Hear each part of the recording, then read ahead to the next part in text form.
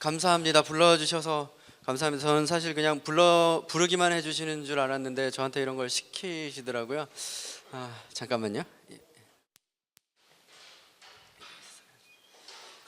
그래서 떨리는 마음으로 몇 가지를 좀 준비를 해봤습니다. 아마 여러분은 아마 가장 어린 참여자가 가장 시대를 역행하는 발언을 가장 구시대적인 프레젠테이션으로 이제 보여드리는 것을 보게 될 것입니다. 이런 기회가 흔치 않으니까요. 잘 얘기를 들어주시면 감사하겠습니다. 사실 지성근 간사님께서 저를 초청하실 때 여러 가지 얘기를 해달라고 하셨어요. 최근에 이제 제가 한 7, 8개 언론과 인터뷰를 했는데 뭐 때문에 인터뷰를 했냐면 혹시 얘기 들어보셨는지 모르겠는데 일 못하는 사람 유니온이라고 페이스북에 그룹을 하나 만들었다가 갑자기 막 사람들이 가입을 폭주해가지고 이게 뭐지 이러면서 저는 사실은 이제 저를 위해서 만든 그룹이었는데 지금 한 4,000명 정도가 그룹에 가입을 했어요. 그래서 그 얘기도 좀 뭐 해줬으면 좋겠다 이렇게 얘기하신 사실 뭐 그 얘기를 섞어서 할 수 있을지 모르겠지만 어쨌든 이제 여러 가지 얘기를 좀 드리겠습니다.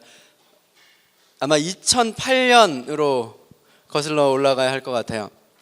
2008년에 서울에서 이제 크게 촛불 집회가 있었고 제가 이제 다른 지역들은 분위기를 잘 모르겠는데 그때 뭐 거의 한 5만 명 이상의 사람들이 광화문 앞에 거리를 채우고 길거리에 촛불을 놓고 촛불을 들고 이렇게 집회를 했었습니다. 그때의 기억이 저한테는 엄청났어요.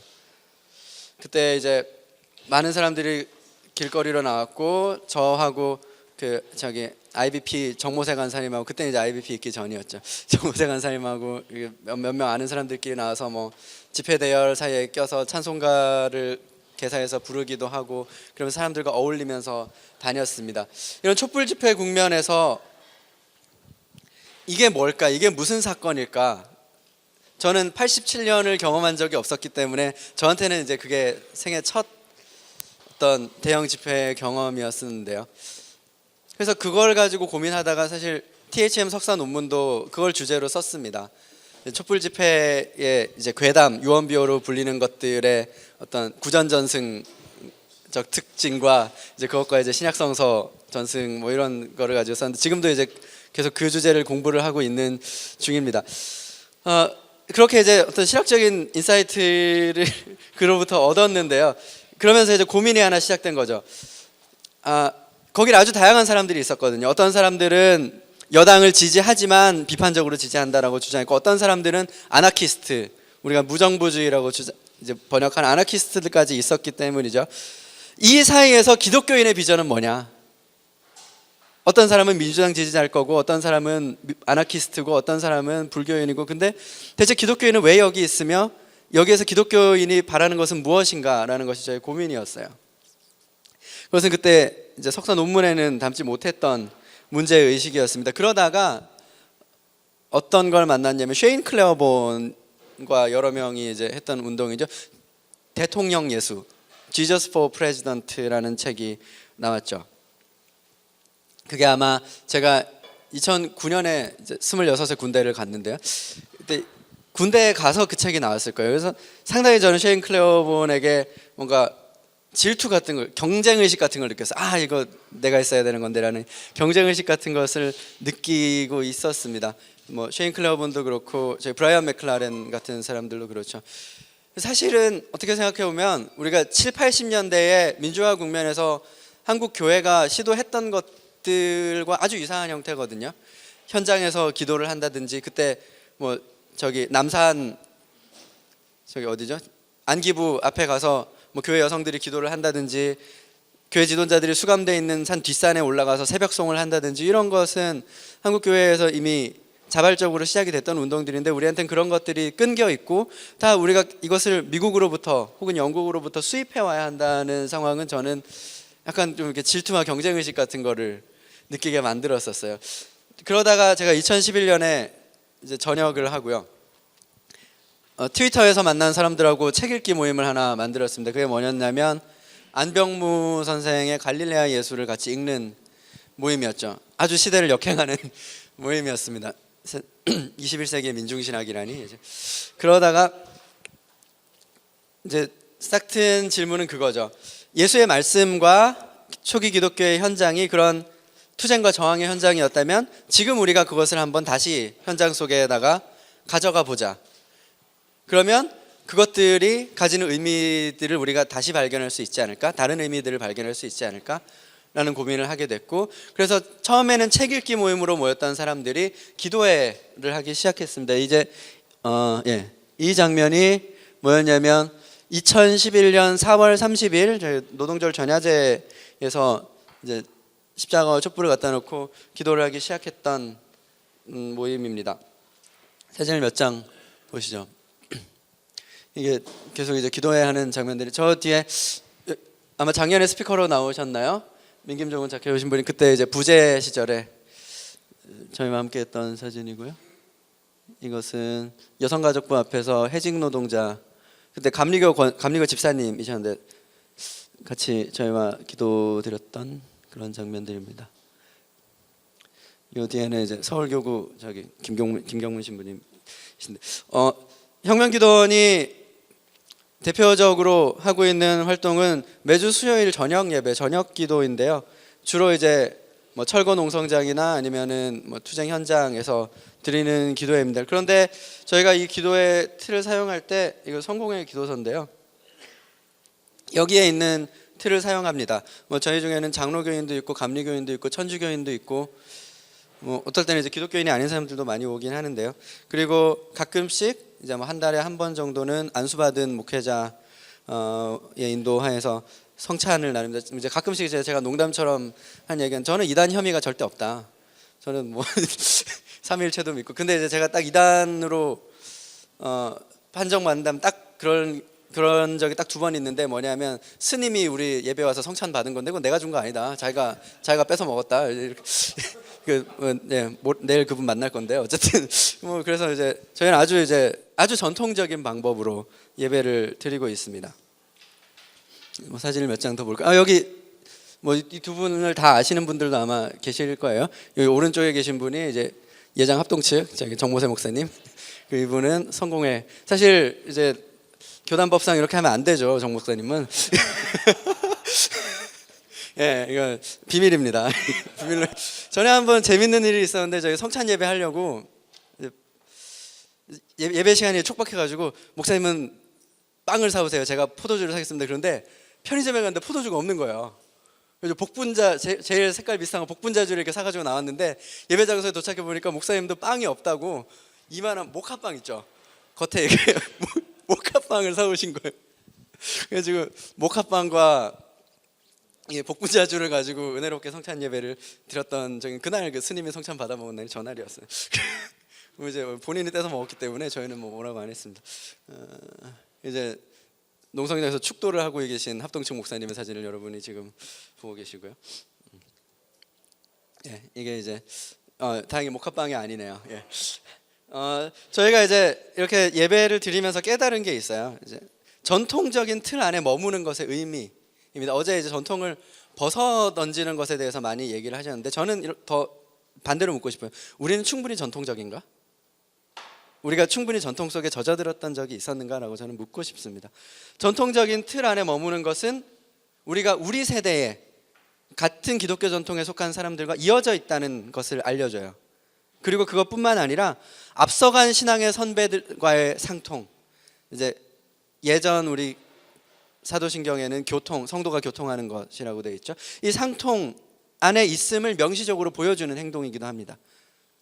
1000년 전에 사람들이 예배드렸던 방식대로 우리도 예배드린다. 지금 로마에서 예배드리는 대로, 혹은 뭐 미얀마에서 예배드리는 대로, 호주에서 예배드리는 대로 우리도 예배드린다. 이런 것은 명시적인 일체감을 만들어주는 하나의 표지입니다.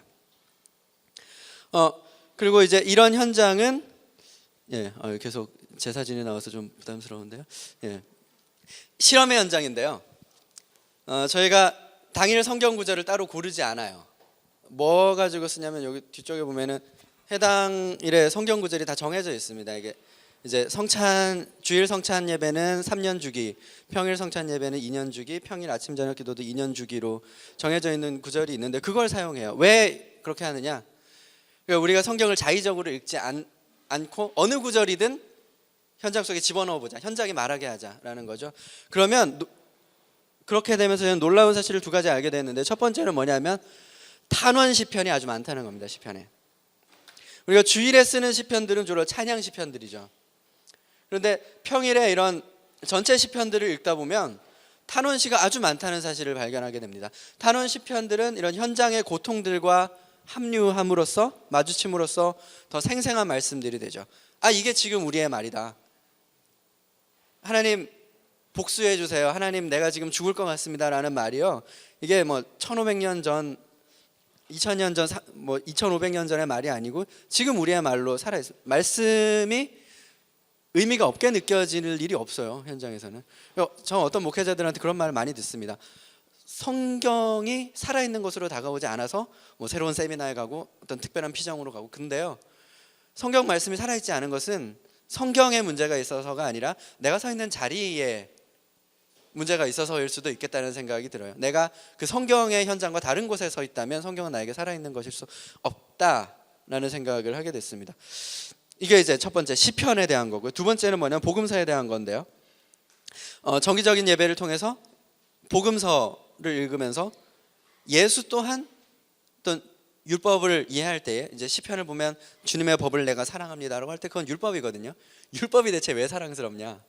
그렇잖아요. 율법은 죽이는 거라고 우리가 알고 있고, 율법은 사람을 얽매는 거라고 알고 있고, 율법이 왜 사랑스럽냐? 왜냐하면 그 율법은 약자에 대한 보호를 포함하고 있기 때문이죠. 거기에는, 율법에는 내가 너희를 위해서 신원하겠다라는 것들도 있고, 너희는 고아와 과부들을 보호해라, 그들을 소외시키지 말아라는 그런 것들이 포함되어 있죠. 율법은 피난처였습니다. 그리고 예수님 또한 그렇게 생각하셨던 것 같아요. 복음서에서는 계속 그런 예수님의 율법 해석들이 나타납니다.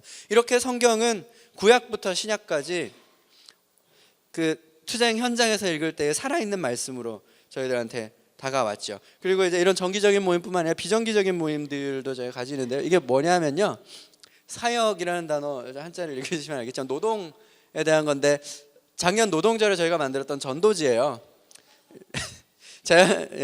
그래서 이제 알바들의 노동권인데, 이게 안에를 내부는 제가 지금 찍어보지 않았는데 내부도 보면 똑같은 뭐 이걸 사용량을 똑같이 돼 있어요. 그래서 이제 뭐 이제 근로기준법이 있으나 이제 고용주들의 타락으로 인해서 알바들이 이제 근로기준법의 축복을 누리지 못하게 되었습니다. 이런 얘기들을 이제 썼는데요. 이건 이제 혁명기는 아주 초창기인데 경찰에서 깃발 내리라 그러더라고요. 그래서 이제 깃발 내렸죠. 그래서 십자가를 달았습니다. 십자가 순행을 했는데, 이제 그때 이제 전원에 따르면은 이게 경찰들 무전을 누가 엿들었는데 뭐가 지나가는데 저게 뭔지 모르겠습니다라고. 이제 저는 이제 이 상황에서 그걸 떠올렸어요. 예수님이 예루살렘 나귀를 타고 예루살렘에 입성할 때 로마 병정들이 그걸 보고 뭐라 그랬을까? 지금 뭐가 지나가고 사람들이 뭐 호산나 호산나라고 소리를 외치는데 저게 뭔지 모르겠습니다. 저게 정치 집회인지 뭔지 나는 도저히 모르겠습니다라고 했지 않았을까? 그런 상상들을 하게 되었어요. 이건 이제 일종의 노방전도인데요. 밑에는 이제 성경구절, 이사야 성경구절을 씁니다. 이것도 이제 저희가 피케팅, 뭐 이제 세상 언어로 하면 피케팅이고 이제 은혜롭게 말하면 노방전도. 이제 여기 이제 삼도량림교회 임보라 목사님이 그냥 온다는 얘기도 없이 갑자기 와가지고 같이 하시고 그러셨죠. 예, 실제로 전도지를 나눠줬습니다. 전도지에는 당신의 이웃을 사랑하십니까라고 써 있었죠. 예. 이거는 이제 크리스마스 노방전도인데요. 이제 하늘에서와 같이 땅에서도 공공급식 뭐 이런 거, 노동자의 아들 예수가 차별받지 않은 권리, 이런 것들을 보면 이제 저 뒤에 보라색 저거 두르고 있는 사람이 동방박사 역할 하고 있는 거예요. 이게 그래서 이제 성극의 이런 틀을 또 사용하기도 했고요. 이거는 사순절 수요일에 저희가 드렸던 예배 십자가의 길 기도라고, 저 뒤에 또 아까 그 합동측 목사님이 보이죠. 예. 십자가의 길을 원래 이제 14개 포인트 정해가지고 묵상하면서 기도하는 건 저희 7개로 줄여가지고 그 재개발이 진행되는 현장을 한 바퀴 돌면서 아까 그 노방전도에 이어서 했습니다. 그래서 홍대 앞에서 아현동까지 걸으면서 이제 홍대 앞에 그 두리반 투쟁에 있었던 현장에서 시작해가지고 노방전도를 하면서 오다가 아현동 재개발 지역을 한 바퀴 돌면서 십자가의 길 기도를 했고요. 이분은 그때 이제 투쟁 당사자였던 곱창집 사장님이었어요. 복음과 상학에 한번 인터뷰 실렸었죠. 네, 제 사진이 또 나오네요. 예. 이분이 이제 이따가 또 이분 사진을 볼 건데 이선영 사장님이라고 이분들은 혁명기도원에서 세례를 받으신 분들입니다. 뭐 이제 세례는 이제 이분들이 원래 수목원교회 출신이기 때문에 이제 하나님의 성의 목사님을 또 한 명 초빙해가지고 세례식을 그때가 이제 2012년 사순절이었 부활 주간이었네. 부활 첫 주간에 세례를 받았었습니다. 이거는 투쟁 현장 연합 예배 그때 계셨던 분들이 지금 박삼종 전도사님 예 그때 같이 이제 그날 봉헌 해주셨던 걸로 제가 기억을 하고 있어요. 그날 잘 안 보이는데 지금 임보라 목사님이 빵을 들고 있는 사진인 것 같습니다. 잔인가요?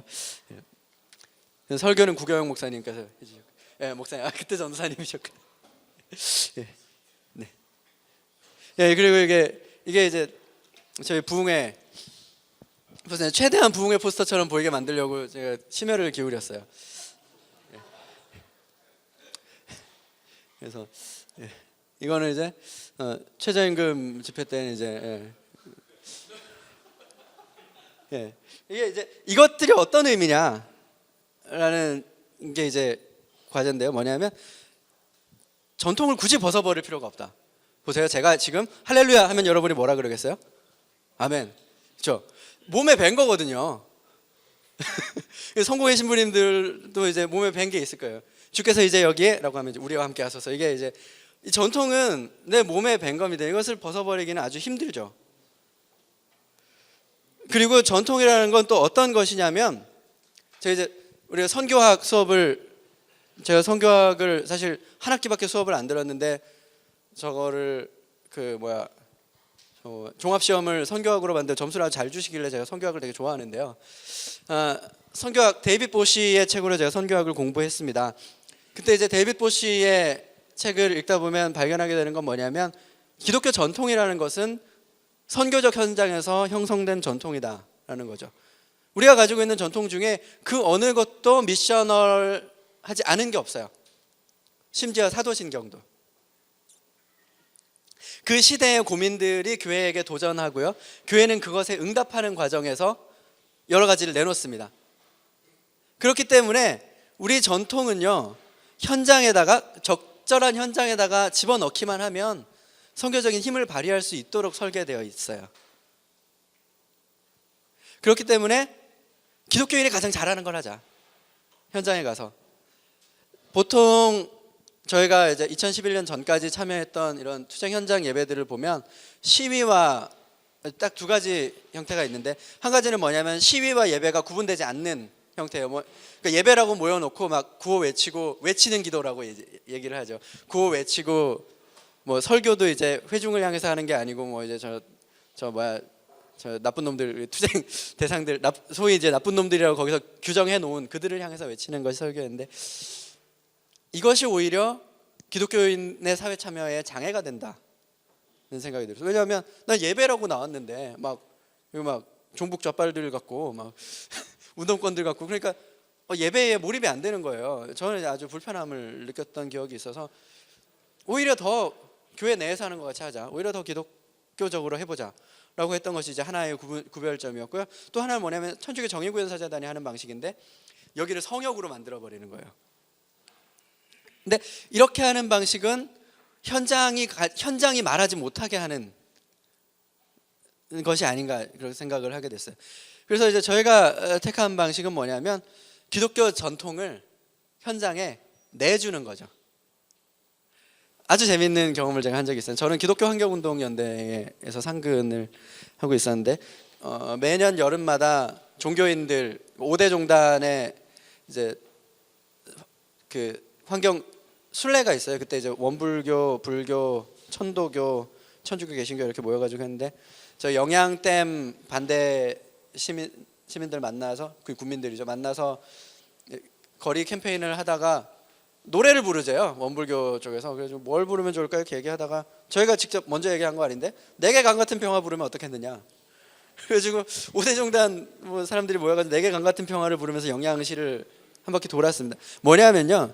개신교는 사람들이 개신교 교회를 한 번도 안 나와본 사람이 한국에 있느냐? 저는 없는 것 같아요. 그리고 개신교는 개그 소재입니다. 그렇죠. 부흥회나 이런 거 막 개그 프로에서 소재가 되고, 그리고 뭐 노방전도도 개그의 소재죠. 우리가 가진 거를 저들이 향유할 수 있게 내주면 개신교적인 전통, 유산, 이것들은 아주 파워풀하게 작용합니다. 기독교인들에게 익숙한 틀을 따르는 게 다른 신앙을 가진 이들에게 물론 이제 부담이 될 수도 있는데요. 바로 아까 이제 제가 말씀드린 그런 방법, 우리 자신을 희화하는 하는 방식을 통해서 그들로 같이 향유할 수 있게 됐어요. 이런 거죠. 이게 이제 이거는 땅은 하나님의 것입니다는 제가 쓴 게 아니고 이때 이제 그 곱창집 철거당한 곱창집 사장님이 거기 쓰신 건데, 이분은 이제 이런 투쟁을 통해서 신앙을 갖게 됐는데요. 어떤 설교자의 훌륭한 가르침으로 인해서 이런 것들이 주어지는 것이 아닙니다. 다만 교회에서 하던 것을 그대로 현장으로 가져갔을 때에 이것들은 말씀과 그리고 우리의 전통, 뭐 성찬, 세례, 매일 기도와 이것들이 맞물려서 의미를 발산하게 되는 거죠. 이게 뭐 캡처 화면이냐면요, CBS 새롭게 하소서, 캡처 화면이에요. 그래서 새롭게 하소서에 나왔었는데요. 이게 참 이게 저희도 깜짝 놀랄 만한, 이게 이제 작년 12월 11일 방영분입니다. 다시 보기 하시면 보실 수 있어요. 이게 제가 합성한 거 아닙니다. 이제 세례식 있고, 이게 뭐 혁명기도원이라는 단어가 자막으로 나왔었죠. 맥락의 변화에 따라서 성경과 전통은 분명히 다르게 이해되죠. 로마 바티칸에서 선포되는 것과 수영로에서 선포되는 것과, 그리고 푸에르토리코의 민중들 사이에서, 그리고 한국 어딘가에 길거리로 내몰린 이들에게서 선포되는 말씀, 그들이 이해하는 것은 분명히 다를 겁니다. 하지만 모든 종류의 해석이 다 타당하다고 할 수 있는가? 그건 아니죠. 어떤 해석들은 명백하게 해로운 결과를 가져옵니다. 그렇다면 우리가 어떻게 해석하는 것이 우리를 바른 방향으로 이끌어 줄 것인가? 근데 제가 제시하고 싶은 것은 바로 이거죠. 현장으로, 말씀이 원래 있었던 현장으로 그것을 돌려놓는 것, 그리고 그 현장이 다시 말씀과 전통을 해석하게 하는 것, 그곳으로부터 오는 해석에 교회가 스스로를 열어놓는 것, 이것이 바로 우리가 갈 수 있는 많은 길들 중에 하나가 아닌가, 저는 그렇게 생각합니다. 말씀과 예배가 원래 있었던 자리인 곳, 바로 의에 줄이고 목마른 이들이 있는 곳에 있을 때에 말씀은 변화시키는 힘을 강하게 발휘할 수 있습니다. 하나 더 스를 보여드릴 건데, 이거 여기서 최초로 공개하는 겁니다. 전통적인 이콘의 모습을 차용했어요. 이 파란색은 이제 순결과 정직을 의미하는 것이라면, 빨간색은 순교자의 피를 상징합니다. 그리고 십자가를 들고 있는 것은 전통적인 비잔틴 이콘에서 순교자들이 표상하고 있는 것입니다. 그리고 이제 손을 크게 강조하는 것도 전통적인 이콘의 한 기법이고요. 이 전태일을 둘러쌌던 화염을 영광스러운 광채로 표현을 했습니다. 이런 가장 전통적인 것을 가장 현장적인 것 속에 결합시킬 때에 저는 기독교가 가진 본래의 힘이 가장 잘 발휘될 수 있다고 생각합니다. 들어주셔서 감사합니다.